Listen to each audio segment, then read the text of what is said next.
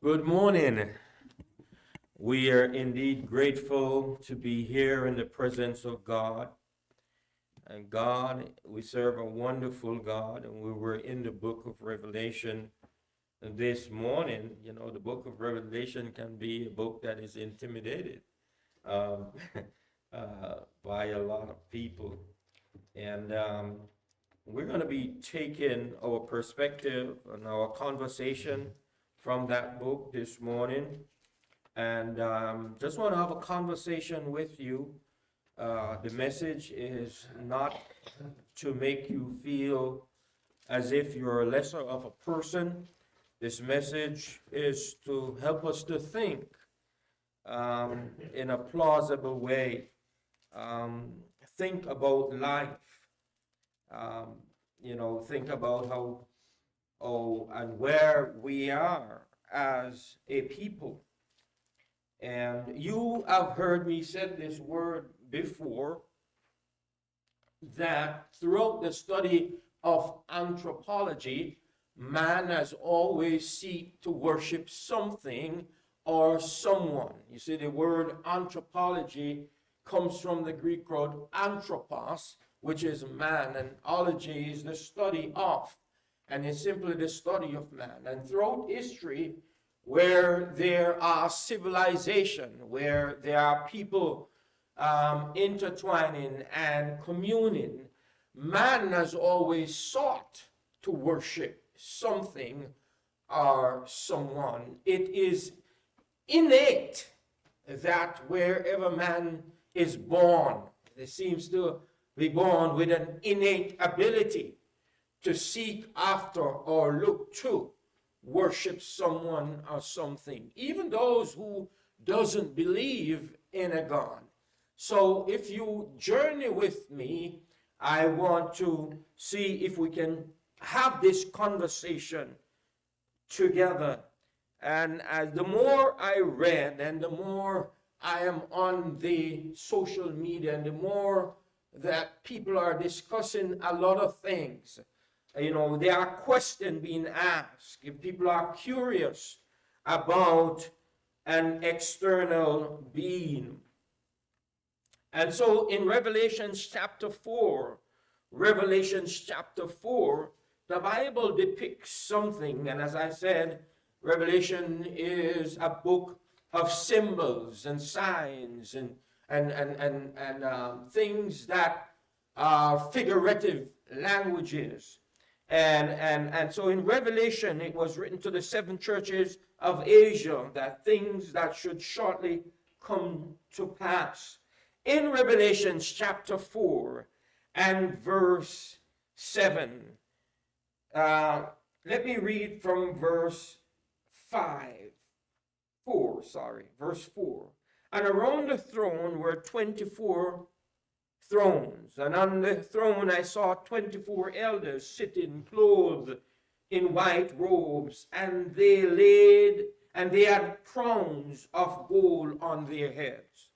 And from the throne proceed lightning, thundering voices. 7 lamps of fire were burning before the throne, which are the 7 spirits of God, represents the 7 churches of Asia. And before the throne there was a sea of glass like crystal, and in the midst of the throne and around the throne were 4 living creatures full of eyes in front and in back.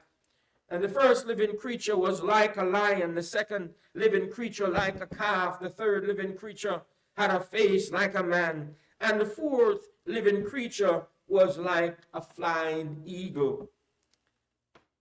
And the 4 living creatures, each having wings, were full of eyes around and within, and they do not rest day and night. And this is the part I want you to get.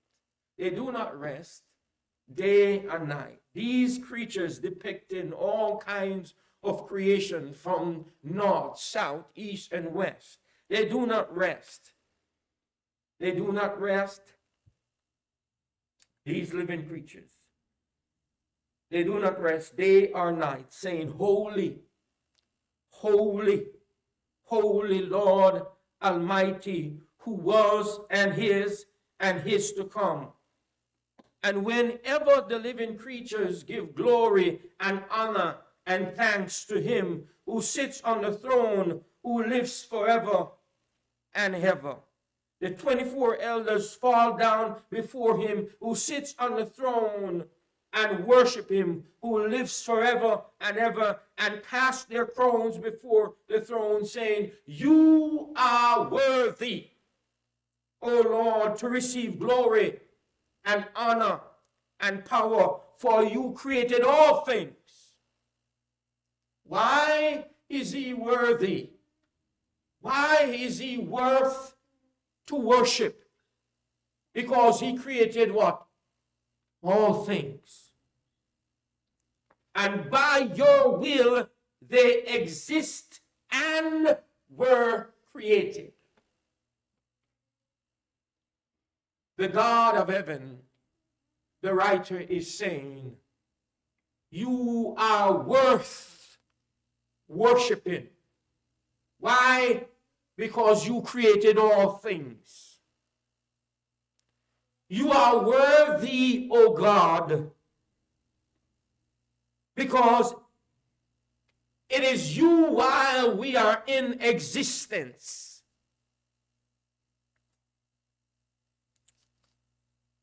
And so this morning I want to take you on a journey. I want to take you on a journey because I think this journey is important. There are a lot of factors and aspects in this journey. I want you to view all the angles of humanity. Because history is either incorrect or what? Correct.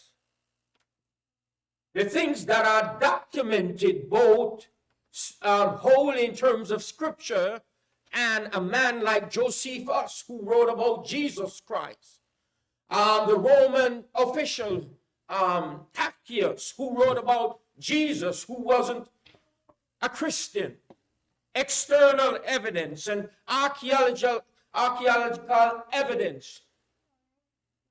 The Jerusalem is still there. Hello, somebody. The River Jordan is still there. All of these evidence points to something. And it is important that we examine all the what? The evidence. Just as how the evolutionist is examining an evidence. Darwin and Charles Darwin is examining an evidence. It is important that we examine all the evidence and then come to a conclusion. Because let me tell you this, the same evidence that an agnostic and an atheist, the same evidence that an agnostic and an atheist use. And you know, to believe an agnostic and an evident and an atheist, it takes great faith. But it simply boils down to trust. I need you to trust my theory. Hello, somebody. I need to trust my theory. So there are certain basic principles upon which you are going to historically walk through a document. And do you have enough evidence to prove that this exists and that indeed we say who we say we are? In the beginning, before time had a name and existence itself was only a whisper, thought in the cosmic winds, there was the great I Am, the eternal force that transcends all bounds of human understanding, known by many names, Yahweh to the Hebrews, Elohim to the faithful, Theos to the Greek seekers, and simply God to all who search for the truth. He, she, it, or the infallible being set in motion a journey that would not only span the ages, but will intertwine all perspectives, events, cultures, and individual human goals into a grand, harmonious tapestry. The story begins with the silent hum of an unmanifested, a time before even the first breath of the universe. And I'm talking to Ephesians when he said, before the world began, I had a plan. That's what I'm making reference to. In the heart of the world, the divine stir, longing to know itself through the canvas of creation. There was an impulse, an yearning to be and to be known. And in this desire, the foundation of all existence was laid. Light pierced darkness. Time became a thread to weave all things, and life began to unfold. First a flicker, then a flame, sparking into the endless dance of existence and consciousness. That's when God said, let there be. Let there be.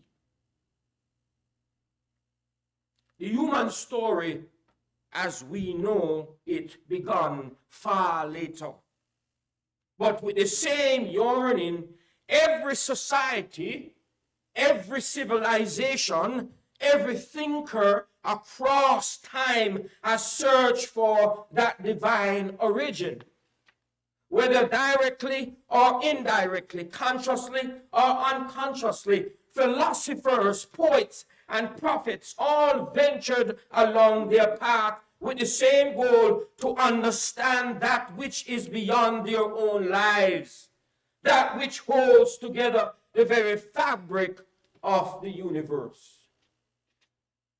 So there was a curious journey mankind embarked on when they looked.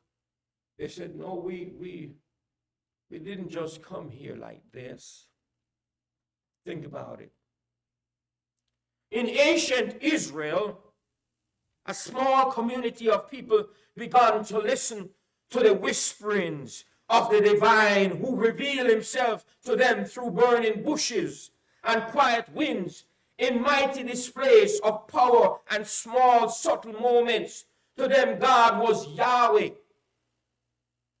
the covenantal God who walked with them through desert, who parted seas and brought them to the promised land. This God was not a distant, detached force, but one who entered history, who acted within it. Yahweh's presence in the lives of his people changed the way they view the world. Every grain of sand, every whisper of wind was fulfilled or filled with his presence.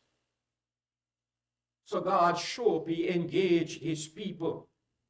And when I said he engaged his people from Ur of the Chaldees, when he told Abraham to get up out of your country, and that is Ur right there in modern day Persia is Iran.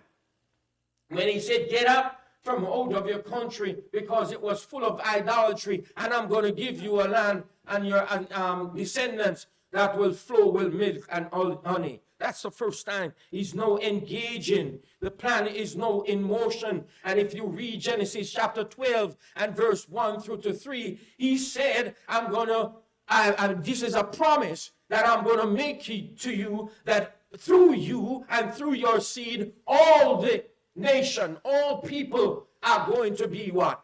Blessed. They are going to come to God.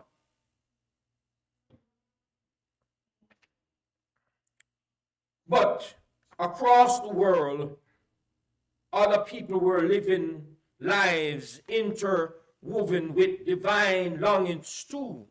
There were other people who were searching for the God of the universe. The Egyptians, for instance, viewed the divine as a pantheon of gods with different roles and aspects, each governing the natural forces. The Greeks, in their wisdom and philosophy, sought to understand the ultimate principle of the universe, the logos, the reason and order of existence, which was in many ways their answer to God. Though different in expression, the divine was still sought through rituals, through wisdom, through love and suffering. These gods, though conceived differently, shared something common. They were not merely symbols of abstraction, but forces that guided the human journey.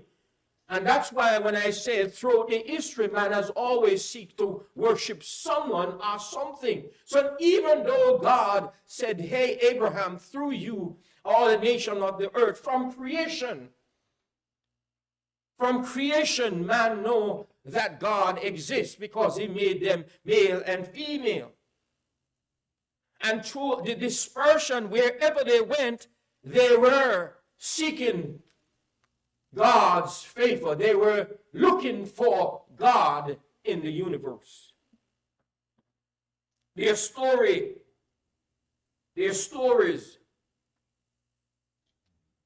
were the very texture of human existence, woven into the fabric of every culture. So when you go into wherever you went into, from Jamaica, and when Christopher Columbus in 1492 visited Jamaica, he met Spaniards there. He met Taínos rather there. And Taínos, they said they came from South America, maybe Central America, but he met civilization. Wherever that culture, wherever they went, something was happening. So woven in the fabric of every culture influences how people lived, thought, and governed their lives. As time marched on, the pursuit of the divine became less about isolated individual efforts and more about shared experience, about the collective memory of humanity. The great empires of Egypt, Rome, Persia, and China each had their pantheons and philosophies and religious practice. Even as historical events unfold, wars, migration, the rise and fall of civilization, each event carried echoes this universal search. In Rome, the philosopher Plato pondered the nature of the soul and truth and justice, offering a way of understanding the divine not just as a being, but as a truth to be pursued, an ideal to be grasped.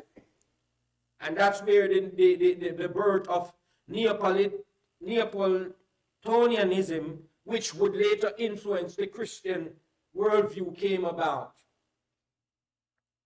On the other side of the Mediterranean, Jesus of Nazareth began his ministry, a young man in an occupied land with an extraordinary message.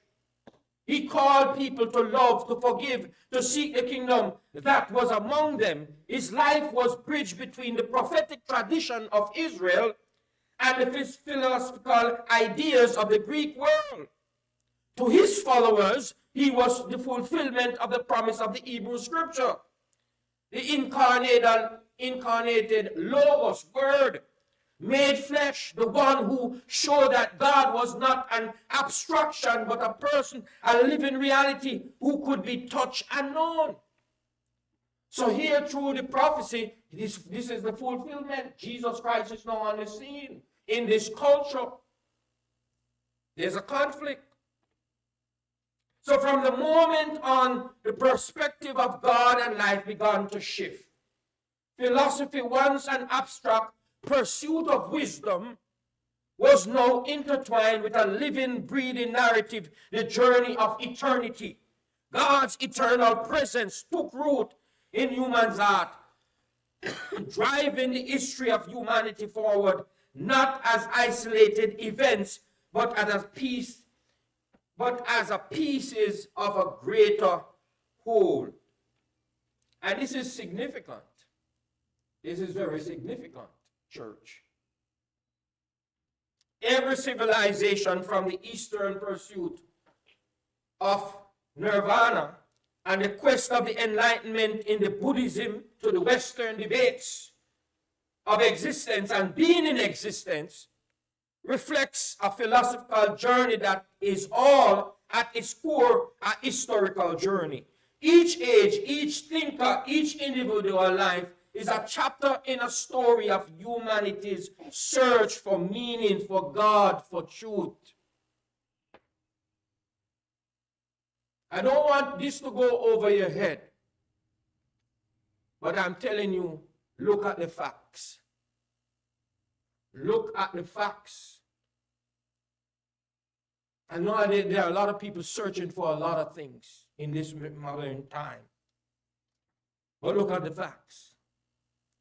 The ancient Sumerians believed the divine governed all existence, shaping human life through temples and kings. The Hindu understanding of an eternal soul, Atma, and the divine world soul, Brahman, connected human life to the cosmos itself. Each culture narrative was and continues to be an attempt to express the divine dance between the individual and the eternal, between history and the supernatural. And I brought forth this argument before when I introduced the ancient Near East and how they depict their gods, and they had many gods for many different things. And even today, as human continues its march forward, the search for the divine has not ceased. The scientific exploration of the universe, the psychological quest for inner peace, and the spiritual longing for connection to God all speak of the intertwining journey, whether in pursuit of truth through sacrifice discovering, or the quest for meaning through spirituality. Human continue to seek the divine narrative, the eternal Yahweh, Elohim, Theos, God, that which started the journey at the beginning of time. At the beginning of time. So, church, what's the argument that I'm putting forth? Historically, when Paul, in Acts chapter 17, met the men on Mars Hill. Let us turn over there, Acts chapter 17.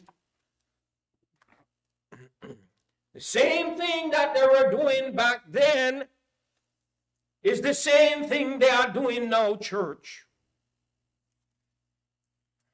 The same thing that they were doing back then, the same thing they are doing now. And I come to my conclusion.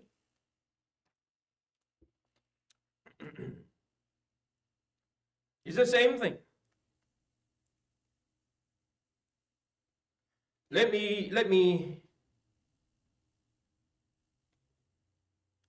start from verse 16. Now, while Paul waited for them at Athens, his spirit was provoked within him when he saw that the city was given over to idols. Therefore, he reasoned in the synagogue with the Jews and with the Gentiles worshippers, and in the marketplace daily with those who happened to be there. Then certain Epicurean and Stoic philosophers encountered him, and some said, "What does this babbler want to say?" Yeah, I've had a few call me babbler, in my time. Yeah. Others said, "He seems to be a proclaimer of foreign gods, because he preached to them Jesus and the resurrection."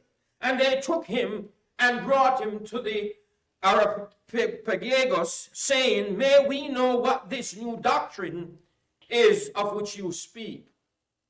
They were very intrigued and interested, and you're going to find out why they were. You're going to find out why. "For you are bringing something strange things to our ears. Therefore, we want to know what these things mean. For all the Athenians and the foreigners who were there spend their time in nothing else but either to tell or to hear something new. So that is why they kind of welcome him, Paul, we need to hear this new information. But isn't it any different than what is happening today? Then Paul stood in the midst of the Areopagus and said, Men of Athens, I perceive that all things you are very religious. You are very religious. So there's a difference from being religious and godly.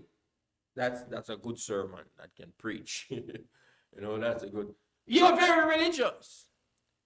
For as I was passing through and considering the objects of your worship, I even found an altar with this inscription, to the unknown God. So I want to make this clear, and I don't want to keep you long. That even though people started out with God, it is likely that people will drift away from God and start to believe other things. From the creation, God started out with Adam and whom? And Eve. And then Cain killed whom? Abel. Now Seth was born, and Seth is the righteous whom? The righteous seed child. Because the Bible said in Genesis chapter 4 and the very last verse that men began to call on the name of the Lord again. Are you with me? But when you, as time progressed, by the time you get to chapter 6, God looked down and he's displeased. He's so displeased that he said, I regret that I have made whom? Have made man. I regret this. But the Bible said he found grace and he found pleasure with Noah and his family. So we can start out with God. The family can start out with God. But because of all these new philosophy and all other curiosity of who God is and what he must be, we start to think all kinds of things. And we start to drift away from God. So watch this. I found an inscription. I found an altar with this to the unknown God. Therefore, the one whom you worship without knowing him, I proclaim to you, God who made the world and everything in it, since he is Lord of heaven and earth, does not dwell in temples made with hands. So first, he's not pushing back. He's refuting idolatry. He's saying, what you are believing is beyond yourself. You have made up this. How can you even carve an image and worship that image? You are more powerful, and you are more than that image that you are given authority to, because you were the one that made it. You created it. Now he said he doesn't worship or dwell in image made with hands. And verse 6, I want you to tell, verse 26, he said, and he had made from one blood. He had made from what? One blood. Every nation of men to dwell on the face of the earth. So I say to you this morning, I say to you, brethren, to consider the evidence and consider the facts. There is only one God who created all things. But there is an innate ability within man to seek God out. We were born, we were created to worship the Creator. Yes, we were created to worship the Creator. And even in absence of knowledge of Him, people are still seeking to worship, to look to the higher being who created Him. the evidence. I am inviting you to look on the evidence. Look at all the pantheism and look at all the nations that have gods. But it is coming back to that God made all things, everything, to worship him and him alone. We were created to worship him. And the text which I put forth to you in Revelation sums it up. Why were the creatures worshiping God? Why were the 24 elders casting their crown to worship him? Why is this so significant for him to receive honor and glory and power? Why is this? Because he created all things. Because of him, we exist and we move and we have our being.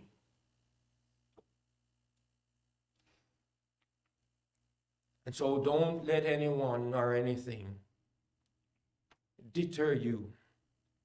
The same evidence that the agnostic use and the atheists and the evolutionists used. A matter of fact, the evidence about Christ and God is so substantial. You know, see, they have to use the same standard that we use to clarify, to put forth a proposal, the same evidence. And it takes more faith for them, for their claim than even our claim. Because we have tangibly claim. We have eyewitnesses accounts say we saw him. We looked and handled him. We saw that he got up. 1 Corinthians chapter 15. And someone said they saw Abraham Lincoln. Is he living today? No, it was documented. Do you understand what I'm saying? Why don't we stand as we sing? God is indeed a great God.